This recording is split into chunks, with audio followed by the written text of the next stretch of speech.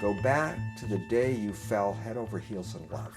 Let's start astrologically, because if we start astrologically, we go, what is the sign of relationships, and why is that the way it is? And I say, this period, which I refer to as the honeymoon, I say, when you go back to that honeymoon period, weren't you healthy? And they all go, yeah. And I say, how about energy? Oh my God, I didn't sleep for days, we were so in love and everything. My life was so beautiful. Sexual energy is what we are. We come from sex. And the most important part is that the sexual energy we call the original force that come from the primordial, from we call creator. You created heaven on earth for that period of time. And then of course the question is, then what happened to it? And I go, well, if you understand how it worked, then you understand why you had heaven, and then you also understand what happened to it. And it goes like this. We always use the sexual energy to balancing together. And when we can balancing ourselves, our life can be balanced.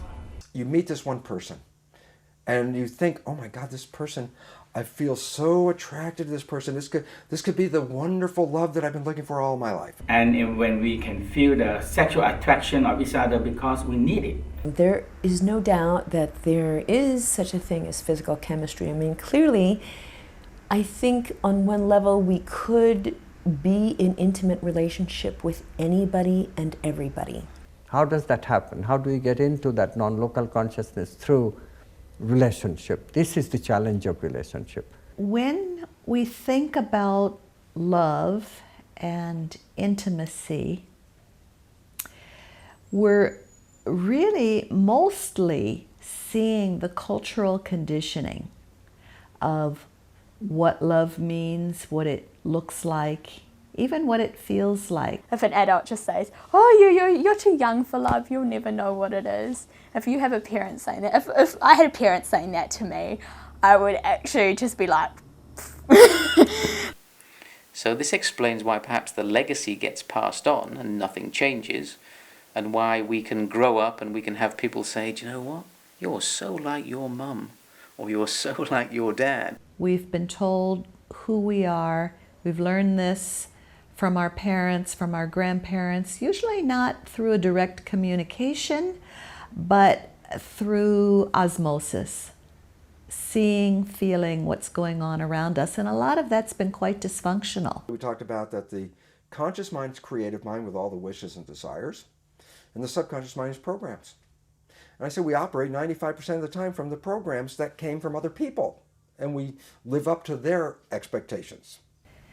People are waking up, recognizing this, and saying, how can I free myself from this conditioning that's actually not supporting my happiness and my health and my well-being? I am not letting the habit run.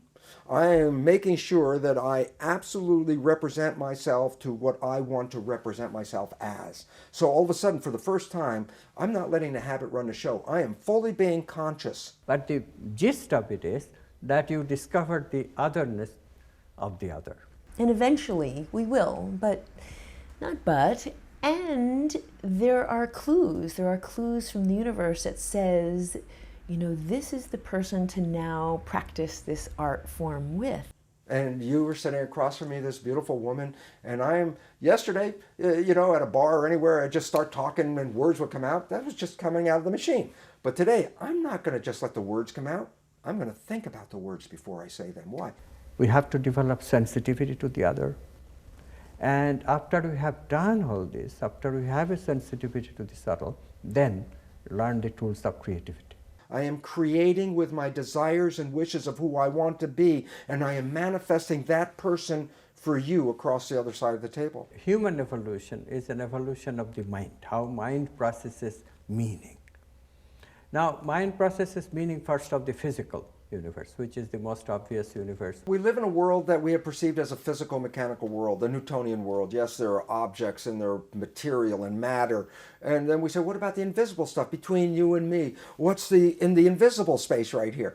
Well, in Newtonian world, we didn't count that meant very much, the stuff between you and me. Well, we are embodied in, physicality. Our soul is in our body, so we can't dismiss the physical.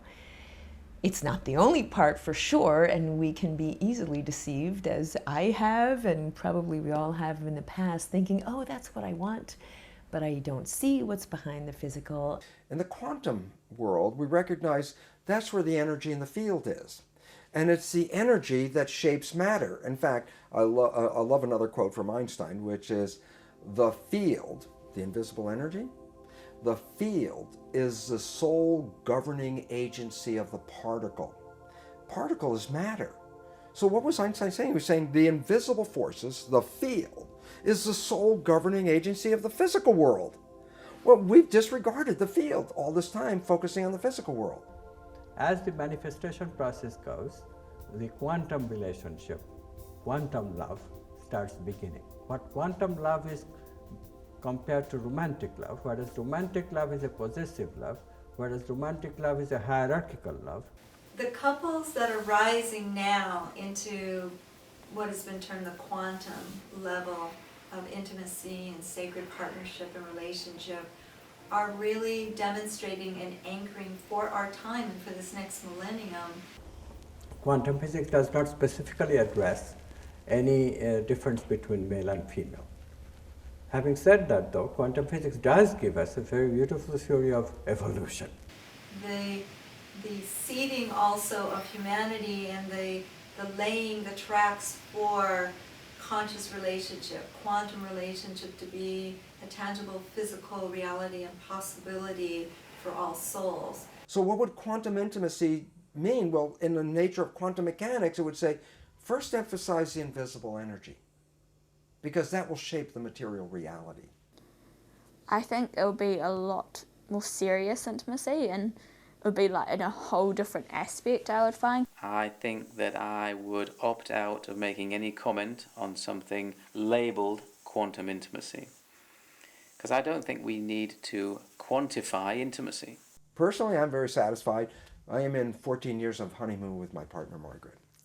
And that's because we were both aware of the nature of the invisible patterns that show up, that throw a monkey wrench into it.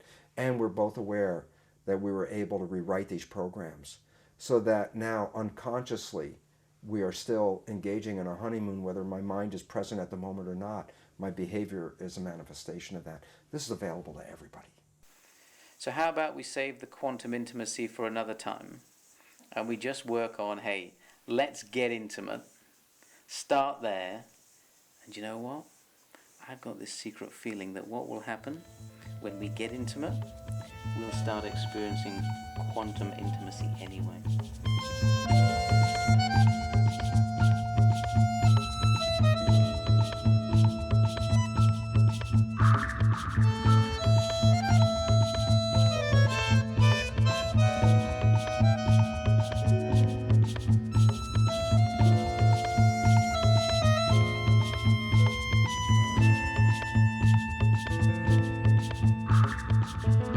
En el mundo habrá un lugar